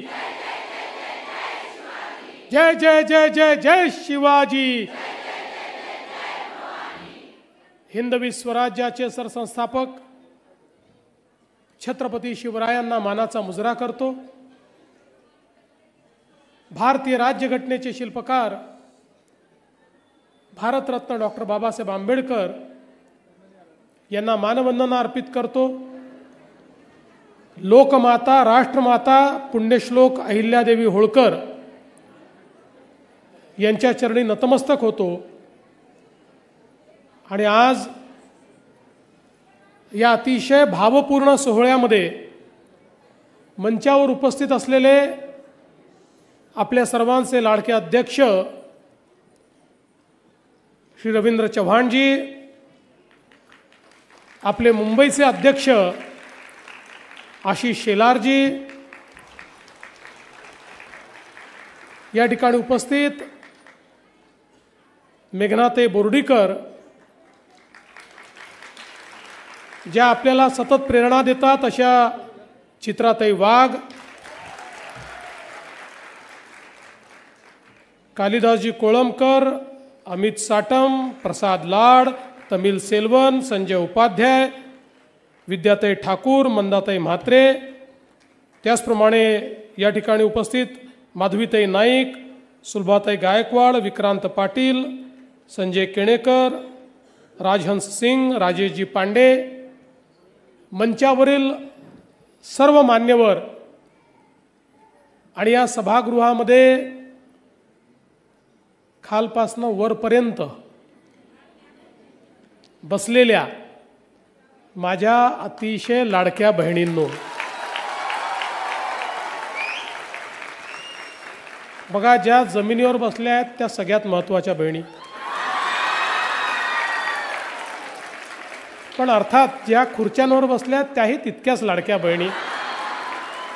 त्यांच्या डोक्यावर ज्या बसल्या आहेत त्याही लाडक्या बहिणी आणि त्यांच्याही डोक्यावर बसल्या आहेत त्या हिमालयाच्या उंचीवर बसलेल्या माझ्या लाडक्या बहिणी.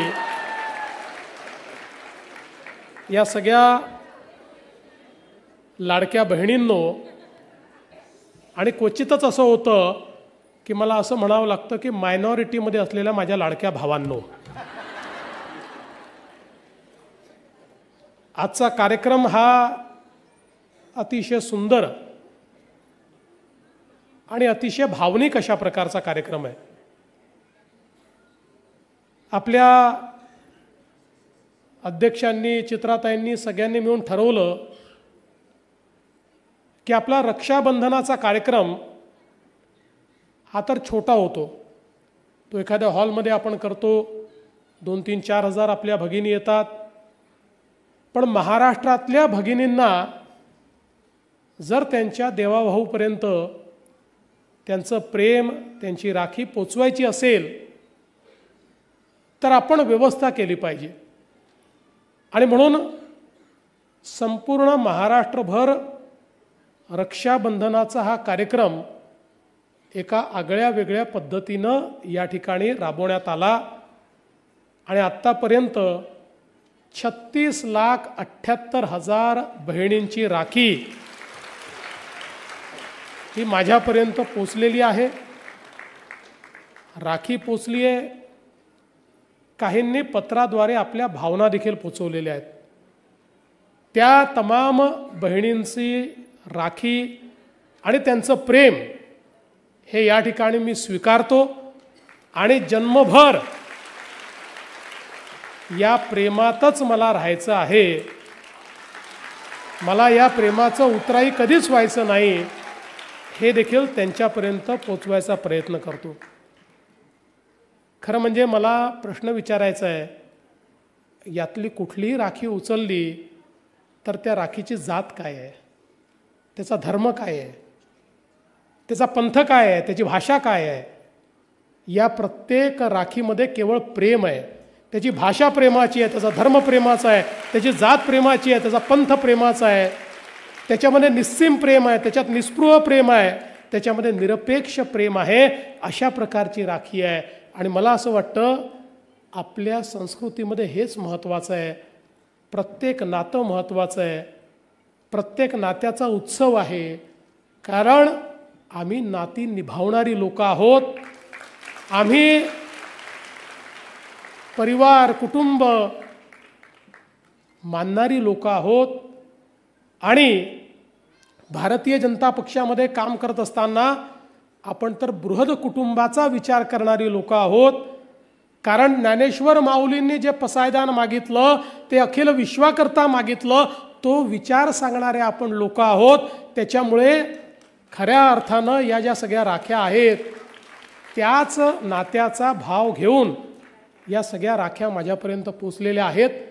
आणि मला विश्वास आहे की ज्याच्या पाठीमागे इतक्या बहिणींची प्रेम आणि माया आहे उसका कौन क्या बिगाड़ लेगा. त्यामुळे चित्रातही तुम्ही चिंता करू नका.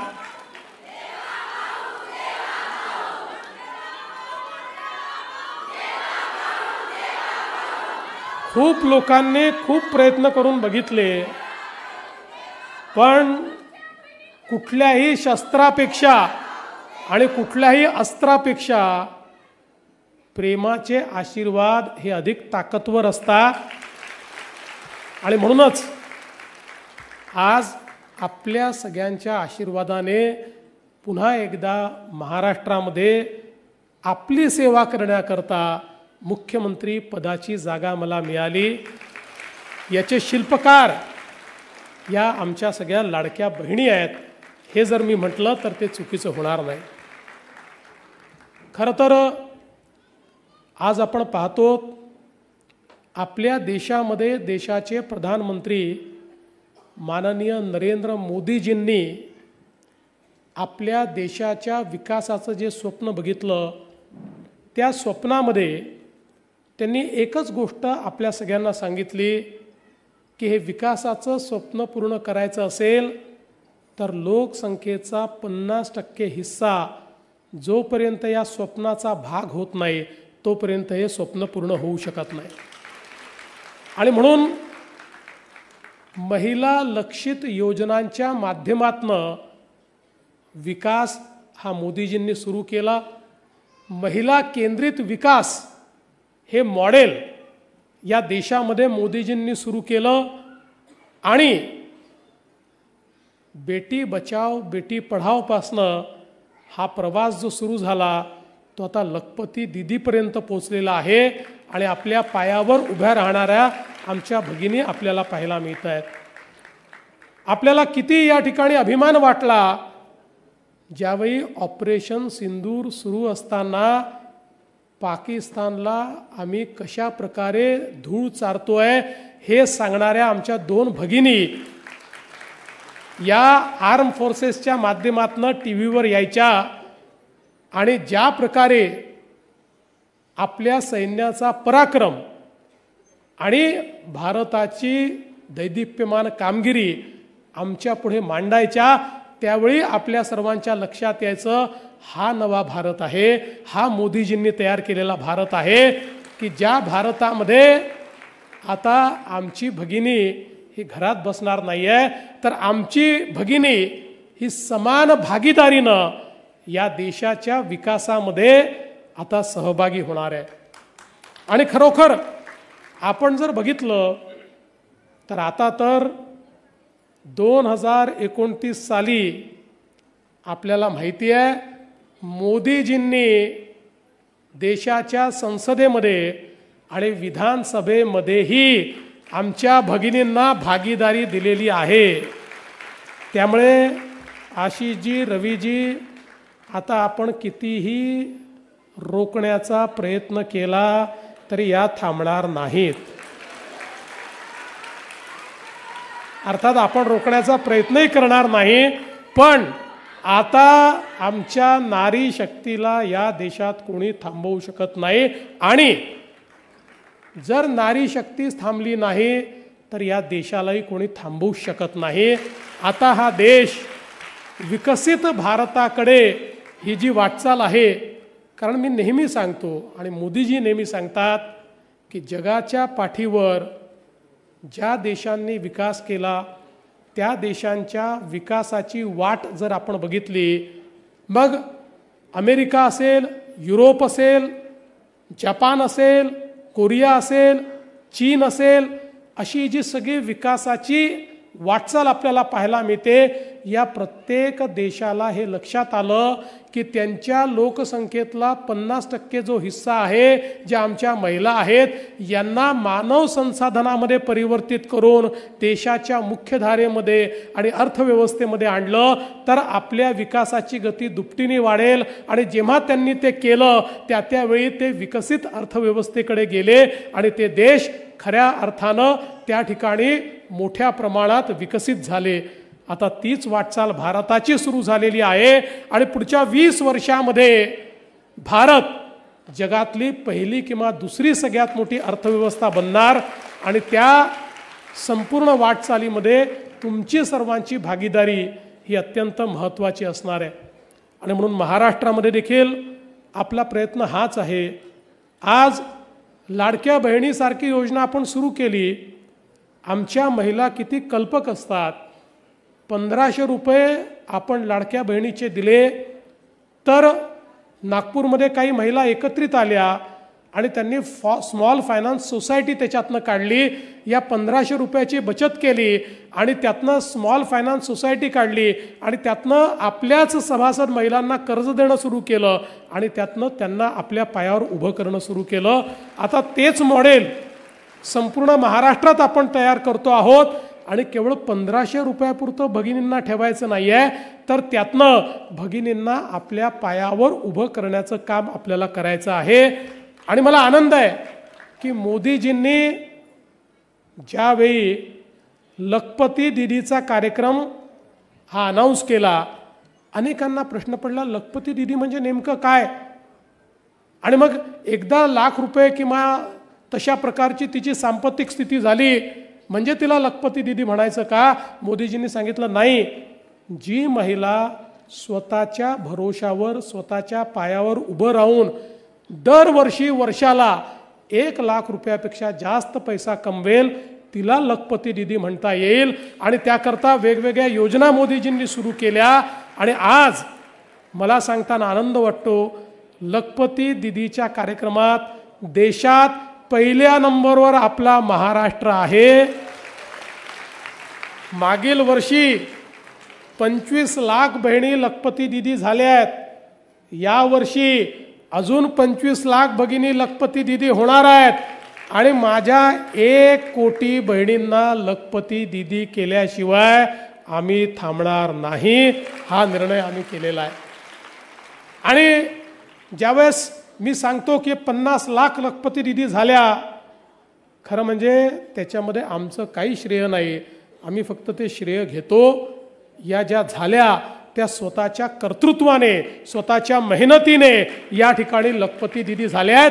आपण केवळ त्याकरता योजना तयार केलेल्या आहेत आणि त्या योजना त्यांच्यापर्यंत पोहोचवल्या आहेत. आता पुढच्या काळामध्ये अशाच प्रकारे या योजनांना आपल्याला अधिक खालपर्यंत न्यायचं आहे. आपल्याला महिलांना सक्षम करायचं आहे.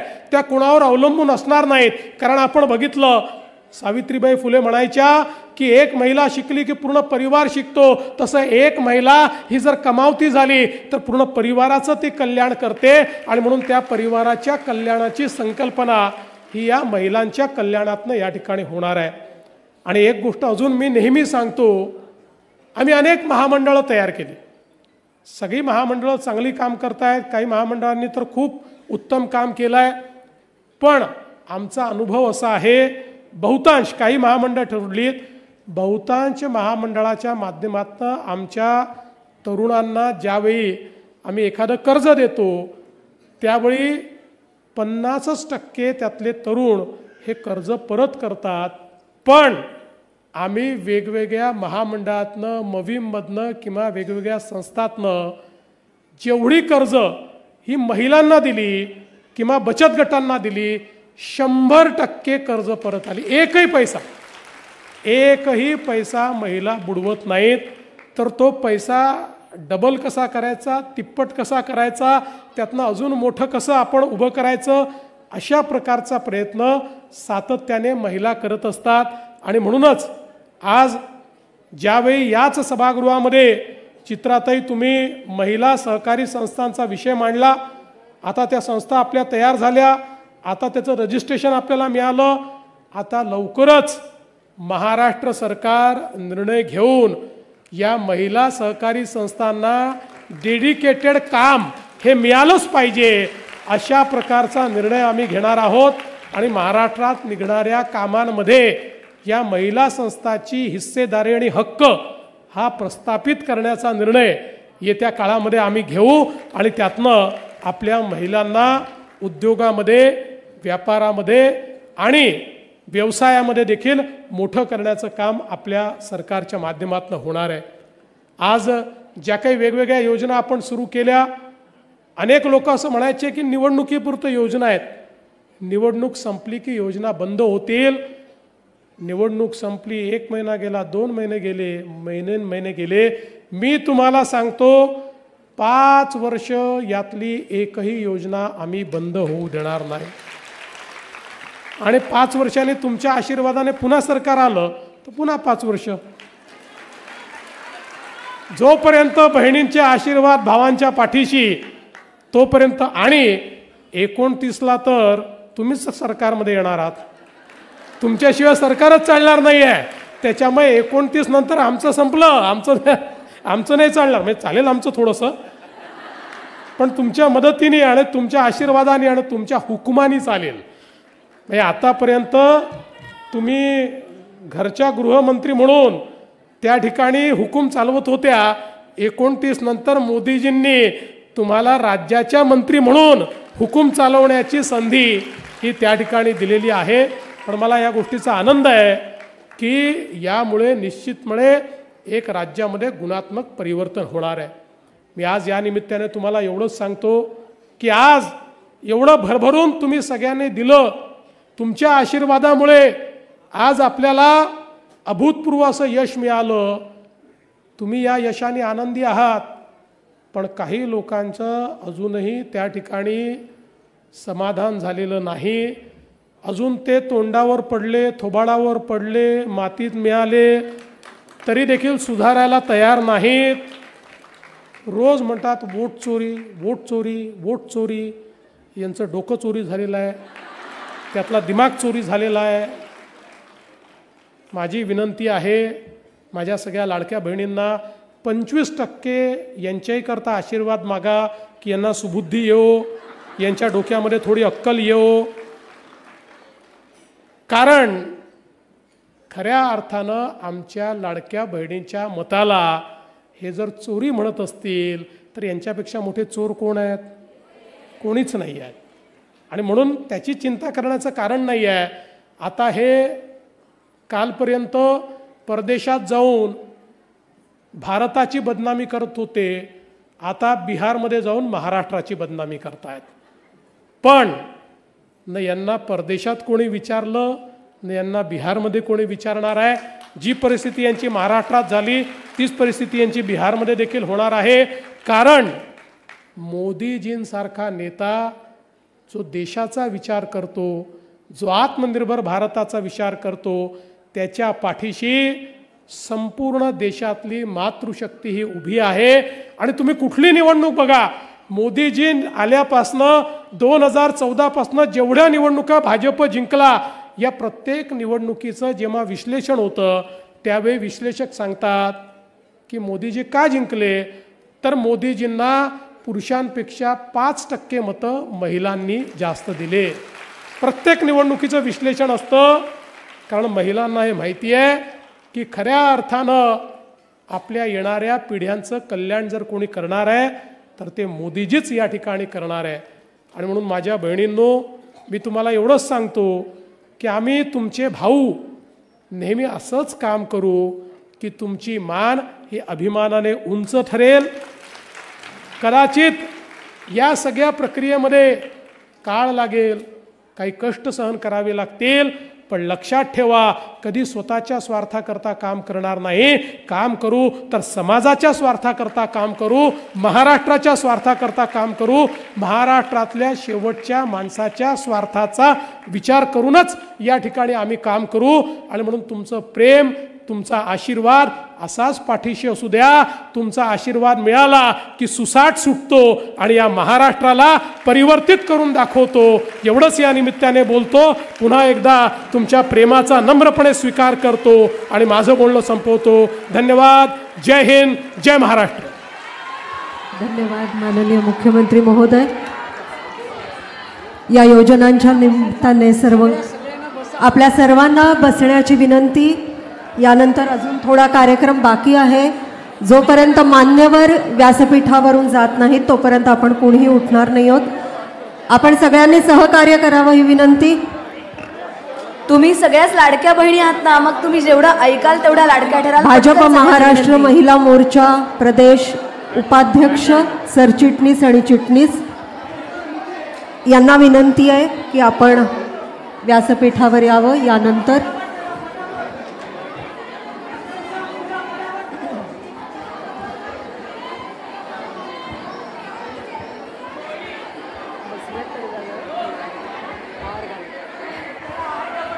टाइम्स डिजिटलला लाईक करा, शेअर करा, सबस्क्राईब करा आणि बेल आयकॉन दाबायला विसरू नका. Times digital.